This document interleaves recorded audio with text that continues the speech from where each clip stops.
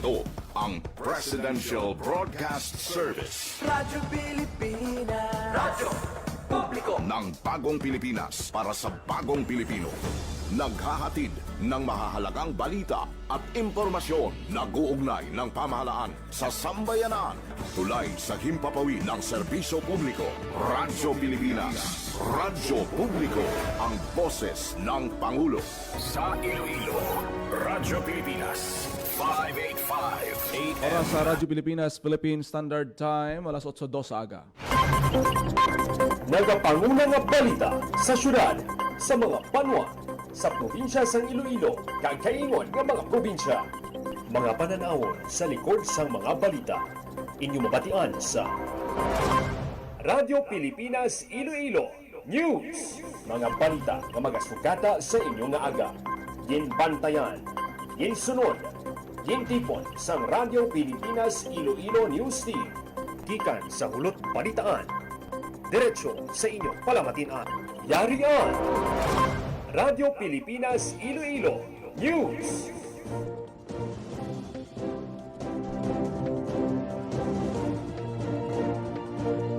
Ayong aga Pilipinas, good morning Western Visayas. Welcome sa Radyo Pilipinas News sa buong adlaw sang Lunes, Marso 9, tuig 2026.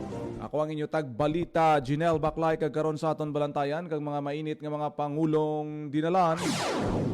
4-day work week kag iban pa nga energy saving measures ginmando ni PBBM sa mga talatapan sang gobyerno bilang sabat sa oil price increase.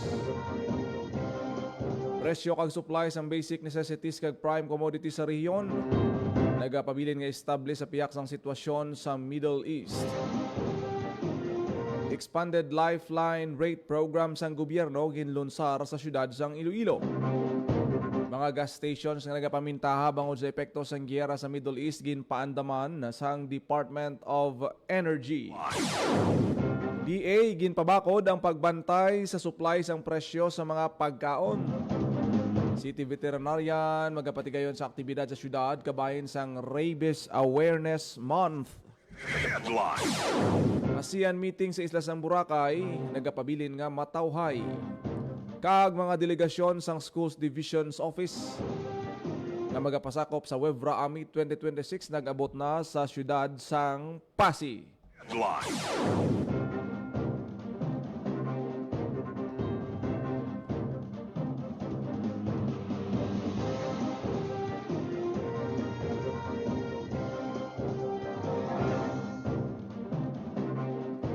Oras sa Radyo Pilipinas, Philippine Standard Time, alas 8:05 sa aga. Kagkaron sa detalye na sa aton mga balita lokal. Radyo Pilipinas News. Sa tunga sang padayon nga pagtaas ang presyo sang gatong bangod sa kinagamo sa Middle East, ginplastar ni Presidente Ferdinand R. Marcos Jr. ang mga tikang ukon plano sang gobyerno sa pagsabat sini nga issue. Suno kay PBBM nga wala may baluan kung saan matapos ang ginagamo sa Middle East kag biktima ang mga Filipino sa isa ka inaway nga wala ginpili.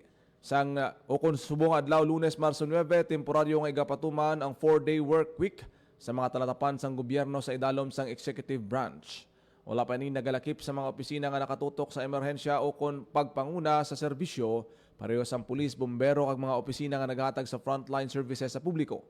Ang mga hindi kinahanglan nga pabiyahe kag mga hilikoton sang gobyerno pareho sa mga paglibot sa pagtuon, mga hilikoton sa pagtukod sang grupo o kung pagtililipon mahimo-himoon online, temporaryo man nga pagadumilian. Dugang pa nga ang tanan nga mga ahensya sang gobyerno ang ginmanduan nga nga mag-ekonomiya kag magpanubo sang konsumo sang kuryente kag gasto sa petrolyo. Nagapanawagan man ang presidente sa mga negosyante nga kung tani hindi paghimuslan ang sitwasyon. Ikaduha ang pag-amyenda sa Biofuels Act of 2006 nga gamiton ang mas barato nga bioethanol agod labi nga magpanubo ang presyo sang gasolina. Ikatlo ang pagpagwa sang labing madali nga panahon sa mga subsidiya sa gatong nga mga pagbalhin sang kwarta para sa mga apektado nga sektor. Ang mga ahensya sang gobyerno kag lokal nga panguluan magabuligay agud masiguro nga ang bulig makalabot gilayon sa mga nagkinahanglan. Ginsiguro man sang presidente ang tanan nga ahensya sang gobyerno magkinot kag magbuhin sang 10 tubtob 20% sa konsumo nga kuryente kag gastos sa petrolyo. Radyo Pilipinas News. Ginpasalig sa Department of Trade and Industry Western Visayas ang publiko nga nagapabilin nga estable ang presyo kag bastante ang supply sa mga basic necessities kag prime commodities sa Western Visayas. Kadungan sang nagapadayon nga tensyon sa Middle East, nagapadayon man ang hugot nga pagbantay sa mga provincial offices sa presyo kag supply sa mga balaklon agud masiguro nga nagasunod ang mga retailer sa suggested retail price kag may access gyapon sa bastante nga goods ang mga consumer. Dugang pa ang DTI Western Visayas nga sila magapadayon sa pagbantay para proteksyonan ang mga consumer kag ipabilin nga masarangan kag ma-access ang labing unang kinahanglanon nga mga produkto. Radyo Pilipinas News. Lakip man sa magapatuman sang 4-day work week ang Department of Tourism Region 6 kag sang compressed 4-day work week arrangement. Ini ang sandig sa ginpagwa nga Department Order 2026-0013. Bangod sini magasugod sa Lunes nga adlaw tubtob Huwebes na lang ang opisina sang DOT Region 6 halin alas 7 sa aga tubtob alas 7 sa gabi kag sirado naman ini sa adlaw sang Biyernes. Radyo Pilipinas News. Formal na ginlunsar sa siyudad sang Iloilo ang expanded lifeline rate program sang gobyerno. Ang paglunsar ginhiwat sa La Paz Public Plaza nga ginpangunahan mismo ni Energy Secretary Sharon Garin kaupo ng mga opisyal sang Department of Social Welfare and Development, Energy Regulatory Commission kag Iloilo City Government. Sa idalom sa mas ginpasangkad nga programa, automatic nga marehistro kag makaangkon sang 100% discount o kung wala sang balayran ang mga benepisyaryo sang Pantawid Pamilyang Pilipino Program o kung 4-piece kung ang ila bulanan nga konsumo ang hindi maglapaw sa 50 kilowatt per hour. Sa datos sang DSWD Western Visayas, yara sa 5,202 ka benepisyaryo sang 4-piece sa Iloilo City ang mahimo makabenepisyo sa programa. Nagdangat naman sa halos 150,000 ka 4-piece beneficiaries ang ginalauman nga mabuligan sang programa sa bugos nga Kabisayan nakatungdan. Radyo Pilipinas News. Ginpaandaman sa Department of Energy pagi kay Secretary Sharon Garin ang mga gas station sa pungsod nga nagatuyo mamintaha bangod sang padayon nga gyera sa Middle East. Suno kay Garin isa ka beses lang sa kada semana dapat magpasaka sang presyo sang fuel products magluwas lang kung pahanugutan ini sang DOE. Ginpangabay sang opisyal ang publiko nga bantayan ang mga gas stations nga posible mamintaha kag i-report gilayon sa mga otoridad. Sa siningation, dapat magbuligay kag likawan ng pagpamintaha o kung pagpang-abuso sa isig kapareho dugang pa sang tiglikon. Radyo Pilipinas News. Ginapabakod pa sang Department of Agriculture ang pagbantay sa supply kag presyo sang pagkaon sa rehiyon. Ini matapos nga nagwa sa datos nga nagapakita ang pagtaas sang inflation sa pinakaimol nga pamilya sa pungsod sang Pebrero. Suno sa report sa Philippine Statistics Authority, nagsaka sa 2.5% ang inflation para sa poorest households ang Pebrero 2026 gikan sa 1.6% sa nagligad nga Enero kag 1.5% naman sa pareho nga bulan sa nagligad nga tuig.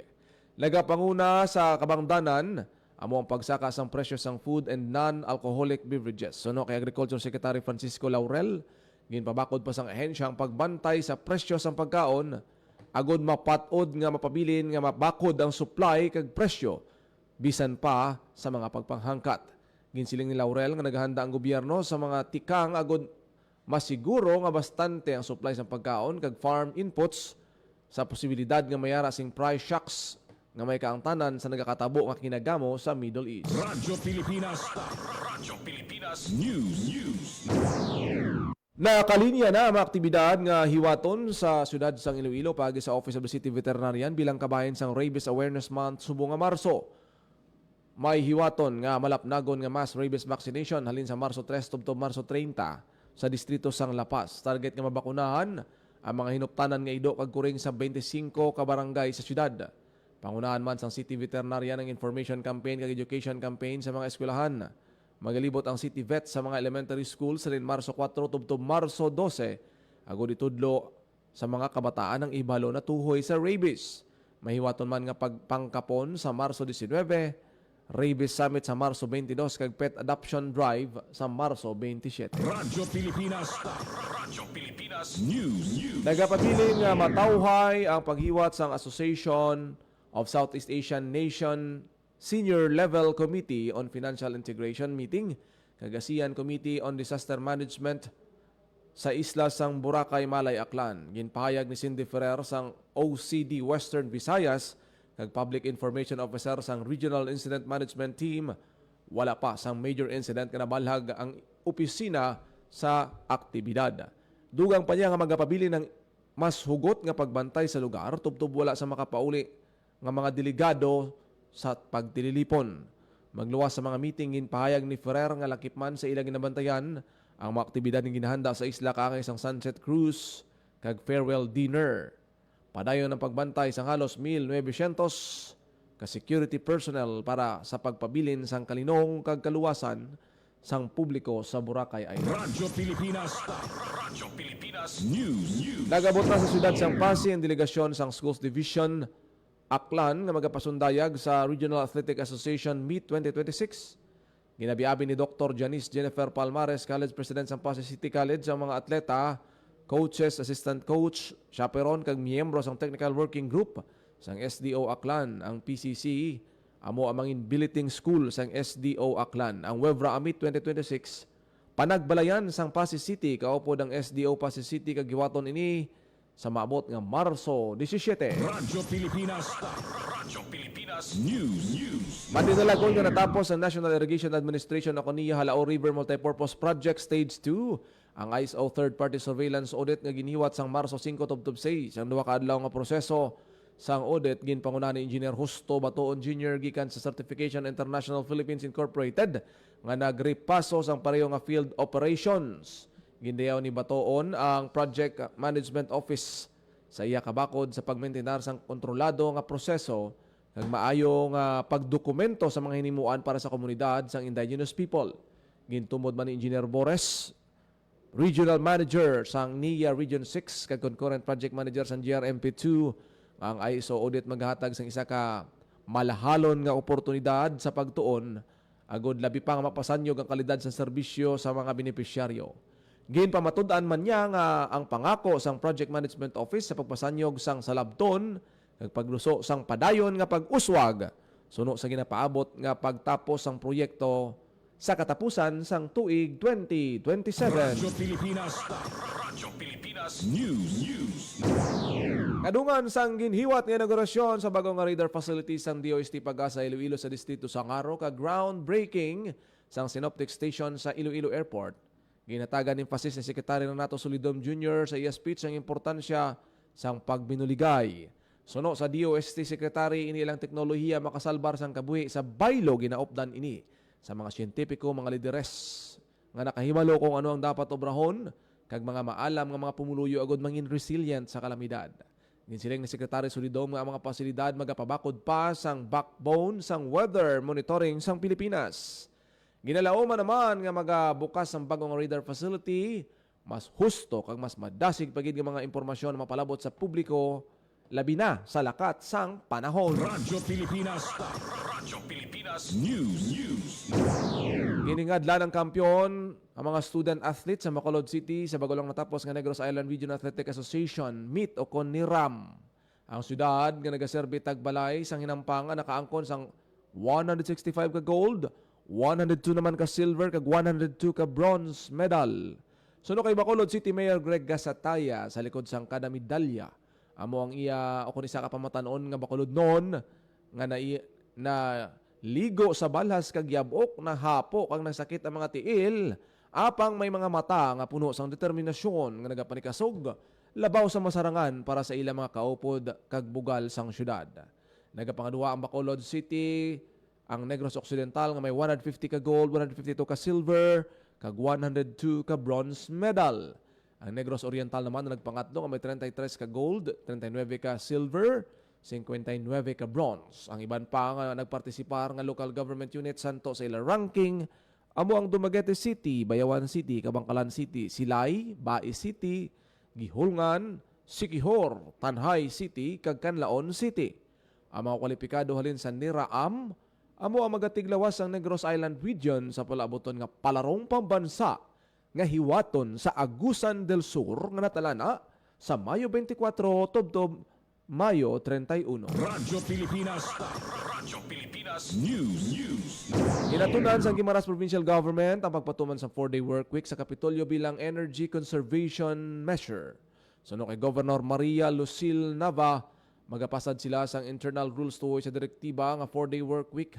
Lakip sa mga istoryahan among pagpatuman sang work from home scheme o kung pagdugang sang working hours kada adlaw para matigayon ang 4-day work week.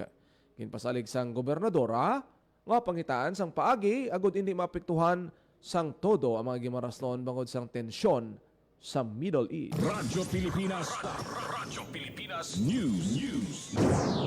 Swift water training ginpatigayon. Radyo Pilipinas. Radyo Pilipinas. Sa detalye sang balita ni Hope Nagpatigayon ang Turchante. Provincial Disaster Risk Reduction and Management Office Antiques ang Swift Water Survival and Rescue Training sa Barangay Tuno sa Banwa sang Tibiao. Ang lihok kabahin sa nagapadayon nga aktibidad sa opisina para mapapag-on ang kapabilidad sa emergency response ang probinsya.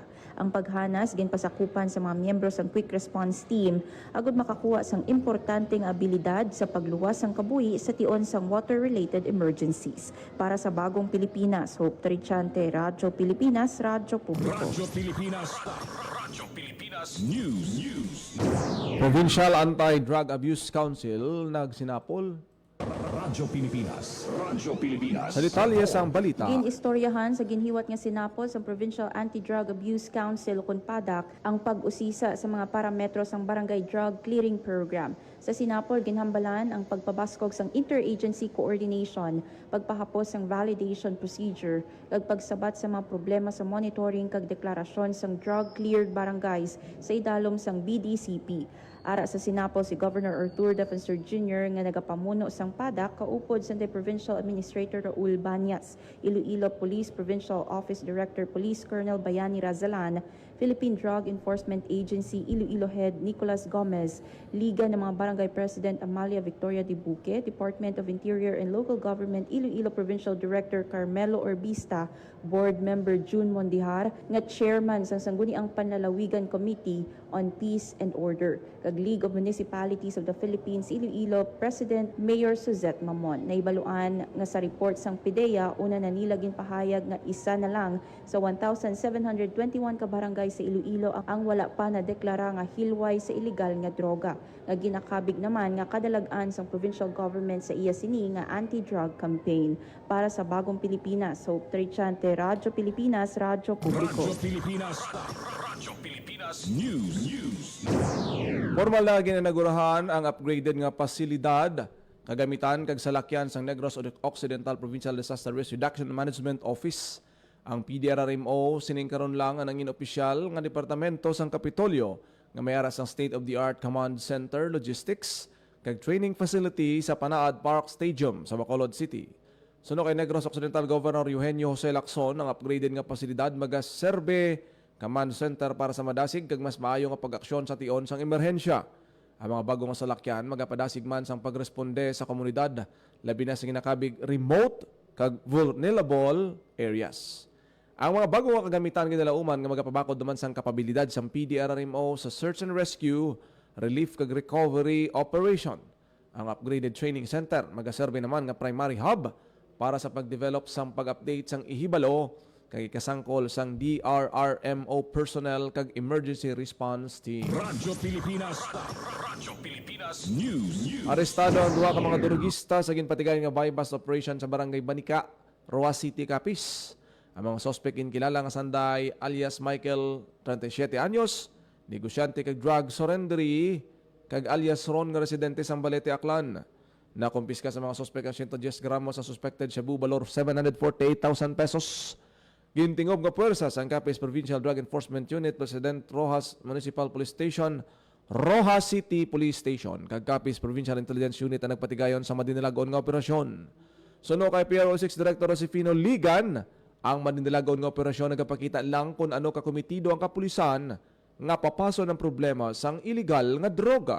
Ngayon pa siguro sang opisyal, ang wala untat nga operasyon batok sa mga nagaduso sang iligal nga droga. Radyo Pilipinas.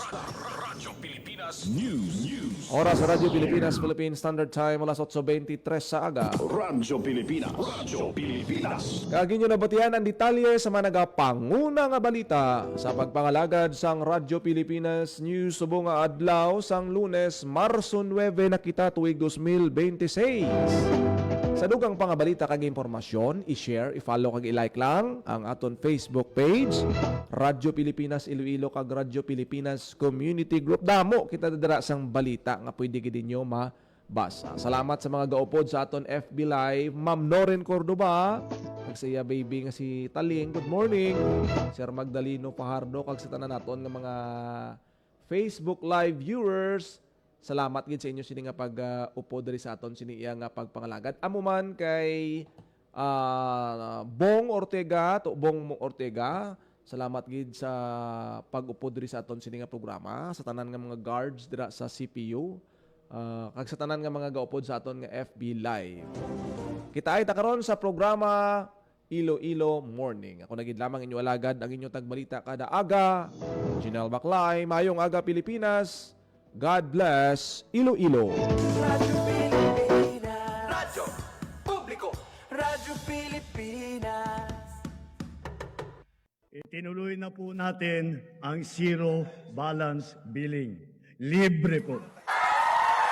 Ibig sabihin, ang serbisyo sa basic accommodation sa ating mga DOH na ospital, wala nang babayaran ang pasyente. Po, ang dami pong challenge, hindi po namin alam kung saan namin kukunin, ganon, nag-iisip kung paano namin mababayaran. Siyempre po, masayang-masaya, super saya po dahil na zero billing po kami. Opo, malaking ano po talaga, malaking tulong po. Mabilis lang din po. Bayad na ang bill ninyo. Uulitin ko, wala nang kailangan bayaran ng pasyente basta sa DOH Hospital dahil bayad na po ang bill ninyo. Naiyak ako kasi sobrang saya. Maraming salamat po, Mr. President Bongbong Marcos Jr. Hindi kami nagkamali ng taong ihinalal. Mga kabataan, si Dinglong to. Meron akong tips na gustong i-share tungkol sa dapat nating gawin matapos ang pagputok ng bulkan. Kapag pinayagan ng makauwi sa inyong bahay, for sure, sunod-sunod na ang utos ng mga magulang natin yan. Pero, wait lang ha, siguraduhin may takip pa rin ang bibig at ilong dahil masama sa kalusugan ang paglanghap ng volcanic ash. Walisin din muna ang mga naipong abo sa bubong, pinto at bintana bago ito basain. Bibigat kasi ang abo kapag nabasa ito. At syempre, huwag itapon ang abo sa kanal kasi naku, magbabara yan. O ngayon, alam mo na ha, good luck na lang sa mga utos ng magulang mo. #panatag ang may alam. Maging panatag Pilipinas. Radyo Pilipinas. Radyo Publiko. Radyo Pilipinas.